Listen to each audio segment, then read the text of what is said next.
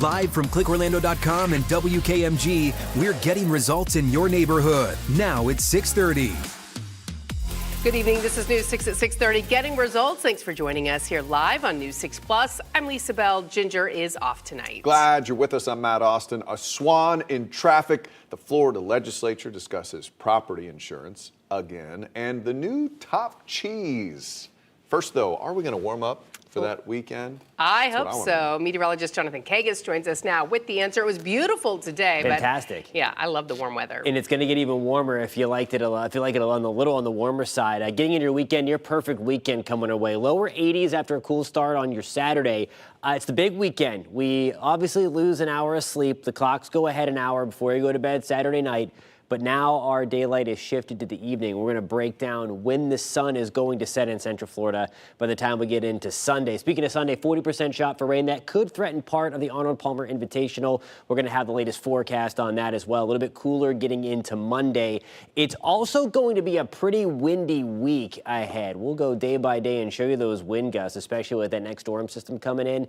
And then we warm things up again after that brief cool down. And you see the little rocket there on Wednesday.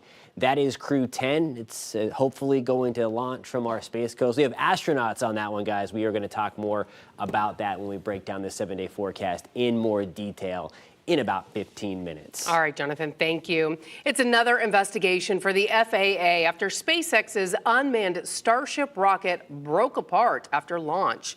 Orlando International Airport, one of several across Florida that grounded flights because of all the debris, not to mention the attention it got from Floridians who saw that in the sky. SpaceX later confirmed the uncrewed rocket experienced a, quote, rapid, unscheduled disassembly, and Mission Control lost contact with Starship. It's the world's biggest rocket and a critical part of NASA's plan to return to the moon. But since SpaceX is a private company, experts say it is hard to know how much of a setback this really is. It looked like it was going so well. Yeah, it was some 8 minutes after launch before we were celebrating. Our breath was taken away. Rapid, unexpected disassembly. Or explosion. Yeah. Well, AKA. Right. Yeah. Well, the community of Pine Hills is ready to move forward with plans to establish itself as an independent city. News 6 reporter Troy Campbell covered a town hall last week where people were talking about solutions to rising crime and tragedy in that community. That discussion produced the idea to incorporate Pine Hills. It's really something that they've been talking about for decades, maybe becoming a municipality.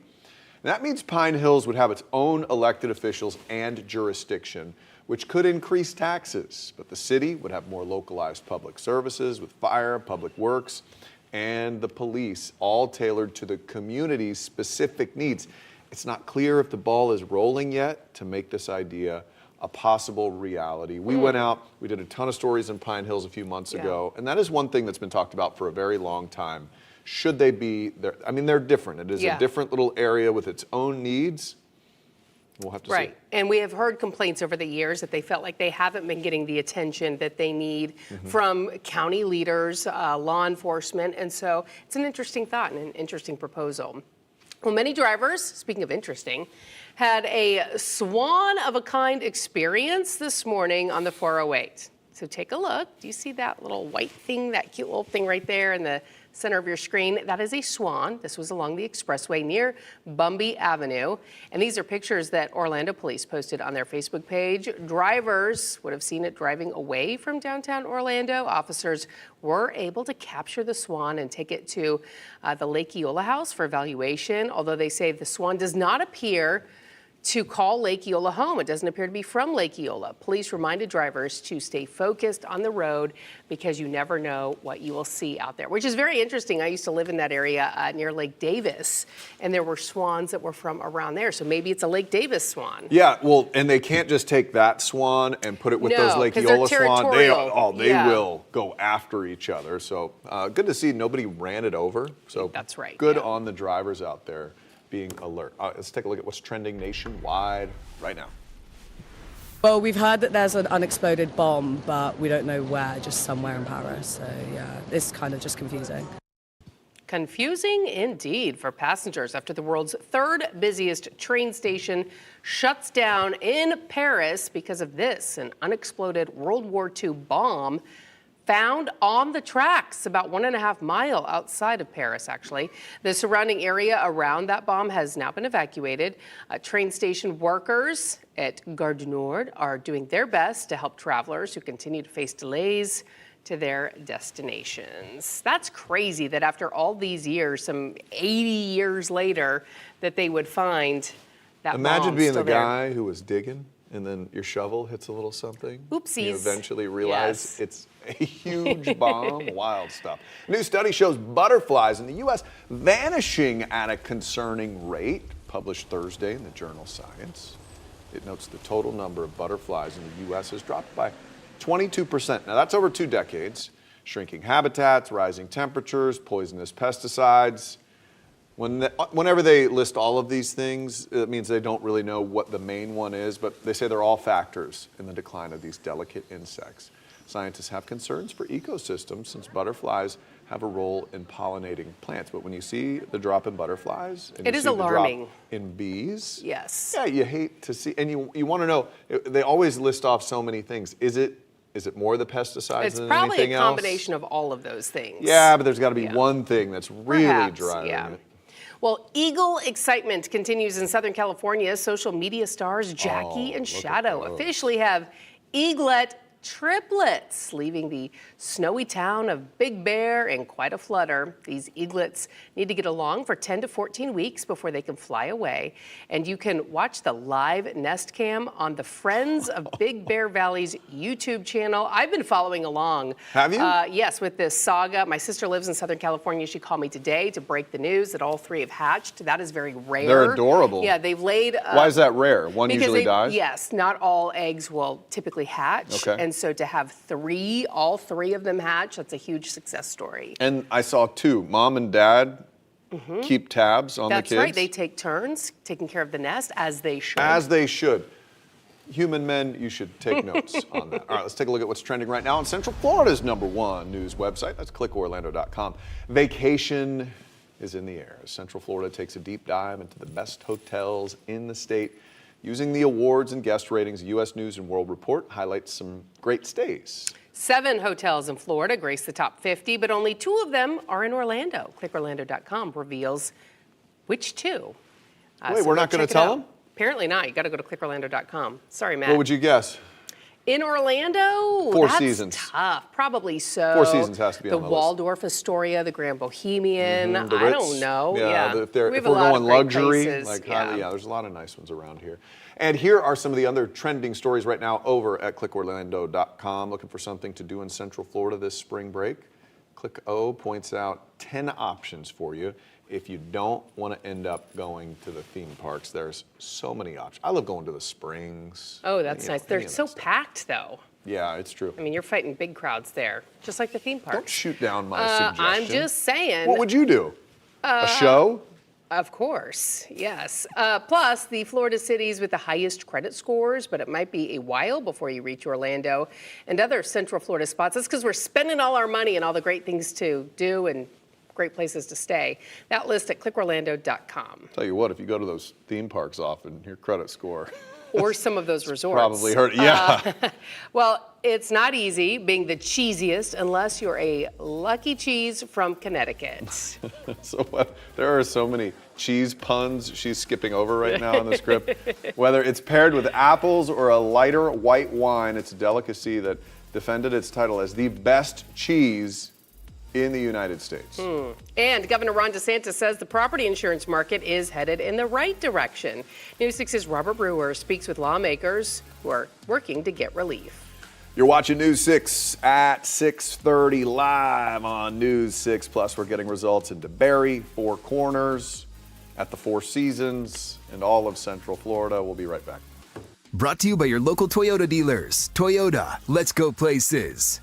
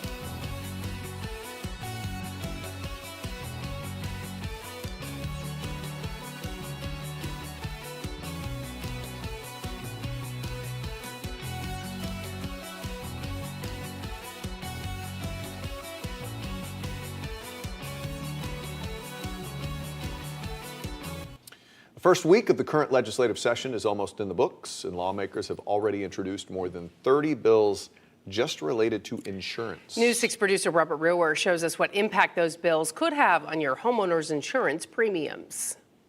The insurance industry is the most highly regulated industry in the world. And former Florida Deputy Insurance Commissioner Lisa Miller says those regulations should promote competition. We want to encourage as a state a vibrant, competitive, robust private market, which will bring prices down. Competition does that. Our homeowners insurance market is seeing stability. 11 new companies have entered the market over the past year. Governor DeSantis credits recent legislative actions for that stability and knows there's more to be done. But what I'm not going to support is opening the floodgates for incentivizing more litigation. That will destabilize things. I think a lot of companies will leave. Meaning any bills that might increase litigation will face a veto. As for the rest, what do you think the likelihood of any of them are to get passed? It's going to be very difficult. You know, in past sessions, bills like this are debated months before the session starts and committee meetings, and so the timeline is not so compressed. So, you know, I think some of these bills will just die on the vine and others may make it. It's just too soon to tell right now. Fewer bills passed might be a good thing in the eyes of current Insurance Commissioner Mike Jaworski. His office has asked lawmakers to maintain the status quo this session and let previous reforms continue to work. Everything is moving in the right direction. It takes time for consumers to feel that. In a recent interview with News 6, Jaworski says that delay stems from the after effects of inflation. Your insurance premium is not immune to inflation. What you're paying for when you pay your premium is the amount of money it would cost to rebuild your home or replace your home. And as those costs have increased dramatically over the past 4 years, that's a cost we're fighting when it comes to your actual rate that you're paying. Miller preaches patience. It is my hope that the progress we've made in the past 2 to 3 years with the help of the legislature and the governor will continue to move forward. The reforms that we've passed are working, and we've just got to be patient. And I think things will come to get us to a better place. Robert Brewer, Getting Results, News 6. Be patient, but don't hold your breath. I think people are getting impatient with all They the are. talk of the politicians Yeah, and saying just to wait, be patient. just wait, yeah. They've been saying this for what, 2-3 years? And during that time, the premiums continue Just for many gone up. people to go up. Yeah. So how about instead of us being patient, you just get it done? Work faster. Miller has a comprehensive summary of the insurance bills filed for this session in her recent newsletter. We've included a link to the story at clickorlando.com. All right, we want to take a look at our Mount Dora cam, where it looks like it's just gorgeous I love out there Mount tonight. Dora. Beautiful sunset across Central Isn't it the Florida. best? Pleasant temperatures. Big change from this time last night. It was chilly out there last night. Meteorologist Jonathan Kagas standing by. We've got a pretty nice weekend on tap for us. Yeah, really nice weekend. If you like sun, if you like warm weather, it's going to be a very nice weekend. We are watching for some rain to try to sneak in here later in the day on Sunday, but that's really the only hiccup, and I think most of Sunday is going to be on the drier side as well. You mentioned it, gorgeous out there. This is a live look as the sun is going down at Port Canaveral. Almost crystal clear skies out there. Live look with our Launch Credit Union camera in Port Canaveral, Brevard County. The other thing you notice, again, is going to be the breeze. That has backed off significantly as we continue to work through the next couple of hours. Tomorrow morning, temperatures back to around 50 in DeLand, 51 in Leesburg. We're at 50 degrees in Wildwood, Bushnell, and Groveland. We are checking in at 50 tomorrow morning as well. So a little bit warmer than what we woke up to this morning. Still, you might want the jacket if you're up early, maybe having coffee on the porch. Just a few passing clouds out there. Rain chances in the morning are 0. Again, that's a few notches below where we should be for this time of the year. Now here's a look at tomorrow afternoon. Your forecast is sponsored by the Florida Lottery. It's going to be very, very nice. The humidity is still staying away, and it's going to be comfortably warm out there. A couple of notches above our average high temperature of 78 degrees. We're at 81 in Bushnell tomorrow, 77 in Denellen. We're at 79 in Ocala. Titusville back into Mims. We're in the low 80s. DeLand, Deltona, good evening. We're pushing 80 degrees as well under mainly sunny skies. Just a few passing clouds coming through. Gorgeous for round 3 tomorrow of the Arnold Palmer Invitational. If you're heading in that direction to get another cool start, not as chilly as this morning. But we warm up fast. By 10 o'clock, we're already into the mid-60s, mid-70s by lunchtime, and then we're going to jump into the lower 80s again in Bay Hill tomorrow with just a few passing clouds in the mix. Now, we will see clouds going to increase for the second half of the weekend.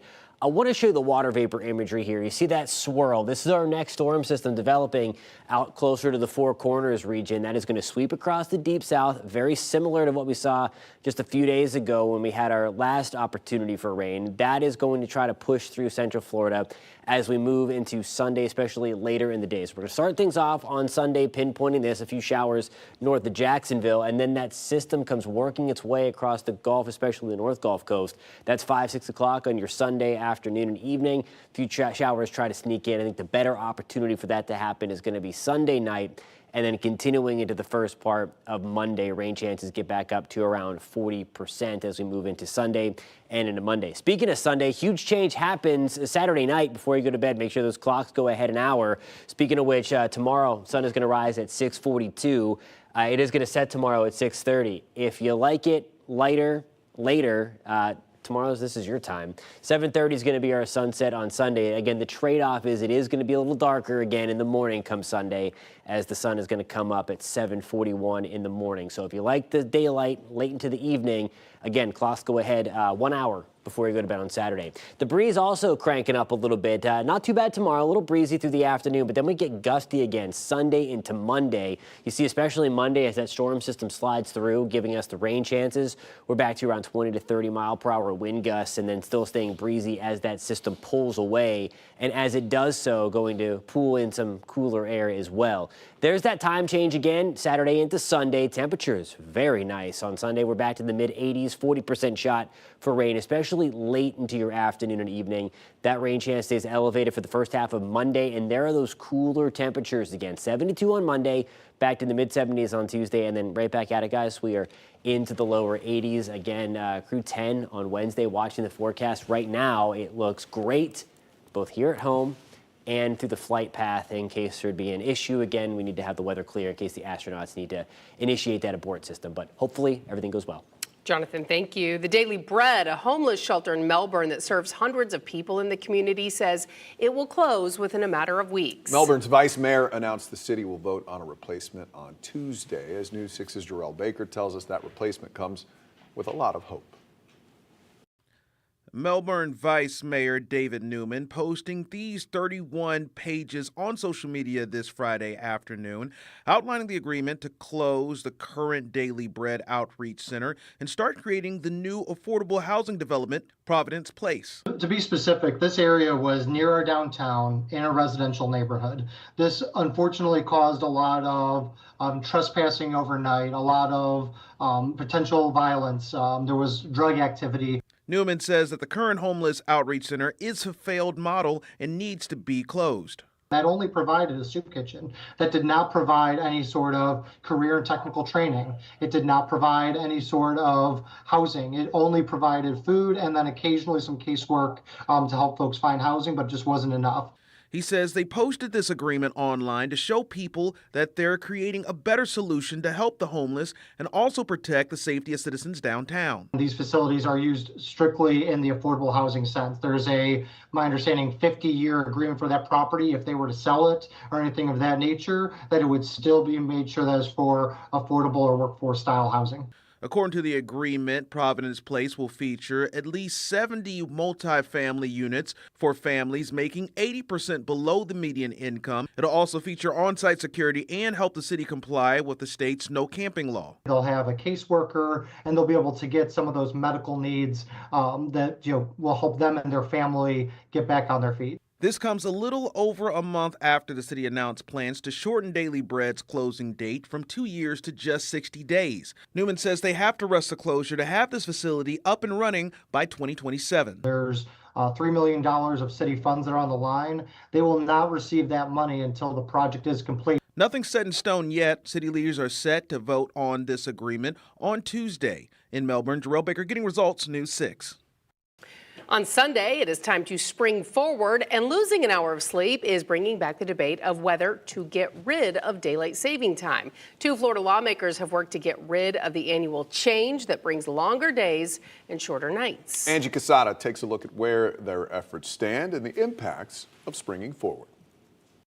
Yeah, it's that time of year again where we lose that hour of sleep, and it's going to take a bit for us to get adjusted. Well, we spoke to experts who say that can lead to some severe consequences like drowsy driving. And around this time come Monday, it's probably not going to be this bright.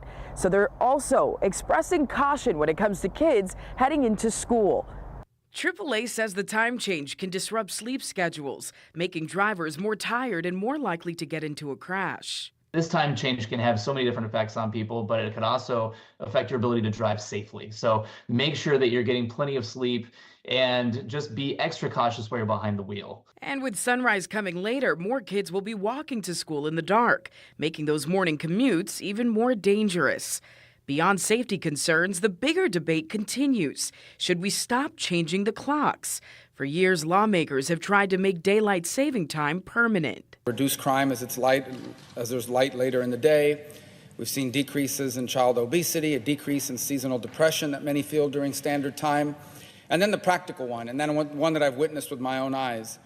In many parts of this country, understand we're a country we desperately want our kids to be outside, to be playing, to be doing sports. Rubio's Sunshine Protection Act passed the Senate in 2022, but never made it through the House. And this year, Senator Rick Scott is reintroducing the effort to end the time change for good. For now, though, the tradition continues. Again, it's going to take some time to adjust, but experts recommend just getting some extra sleep, being cautious on the road, and looking out for kids heading into school. Reporting in College Park, Angie Casada, Getting Results, News 6. I feel like we've listened to politicians talk about changing this for so long. It's very complicated because it's not as simple as just, I mean, it's not just as simple as one state doing it, even though some states do it, but being on the East Coast, it makes a big difference we're talking about sporting schedules like professional sports, right, and TV schedules, and it is complicated. Yes, flight schedules, all the things. Can we just stop talking about it and either do it or just move on? No. Because no matter what they decide, the debate will continue. And then they'll keep debating on if we right. should switch it back. All right, well, we can't expect to fall back on November 2nd. All right. Maybe, unless they change We'll see. It's not going to happen that soon. We are hitting the road to Oviedo. If you live or work in that community, let us know what makes it so special, or if you have any concerns that you would like us to look into, just head to clickorlando.com/hitstheroad to share your stories.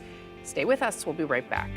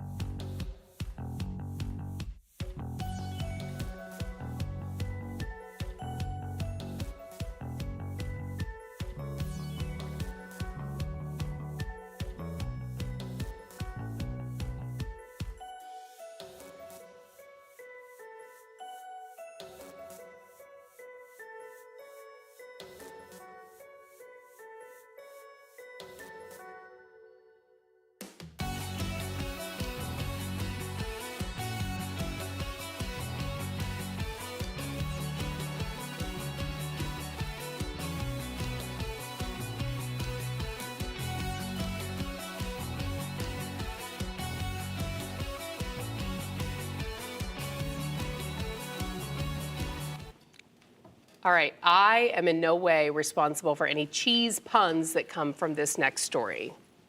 I was going to tell you a joke about pizza, but it's way too cheesy. All right, with the disclaimer in check. From me. A Connecticut cheese won its second straight U.S. cheese championship, but it did cut it close. 0.01 is all that separated second place from what is called Arethusa Europa. Sounds delicious. Sounds fancy, right? Sounds like it smells funny.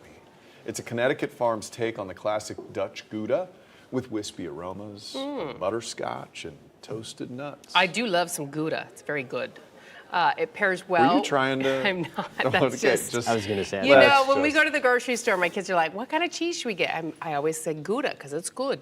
It pairs well with fruits and white wines, but the farm says that's child abuse. It's a great cheese for melting on burgers or sandwiches. Second place, by the narrowest of margins, was an organic copper kettle Parmesan. Yeah, that's what I'm talking I like a about. Parmesan. I think they sell that at Costco, by the way. Oh, That's okay. my little tidbit. Manchego is the best cheese out there. Have you ever had Manchego? I've heard of it. Is it Gouda? We're going to I'm leave you Googling copper right kettle now. right now. All right, have a good night. We'll see you tonight at 11 o'clock. Yes, it's at Costco.